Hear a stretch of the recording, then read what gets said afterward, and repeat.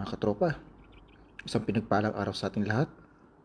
Nais ko lang ibahagi sa inyo na sa ikalawang pagkakataon, muli na naman tayong ginulat ng ating inahin na si Pasi, na nakita na lang natin ng anak noong kasagsagan ng bagyong October 25, 2024. Ngayon, June 8, 2025, ay nakita na lang natin siya na bagong panganak sa ikalawang pagkakataon. Ang bagong bisiro ay masigla at malusog, taliwas sa naunang anak niya na mahina kaya hindi siya nabuhay. Nawa ito ikalawang bisiro na babae ay maging malusog.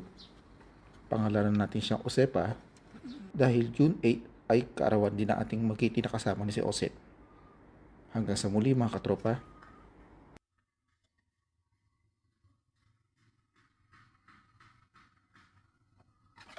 Po.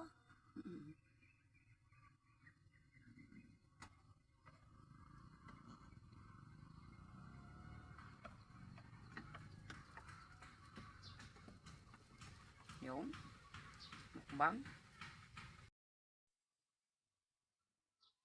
Bait ni Pasi ah. Maalam na magpadede ah. Ha?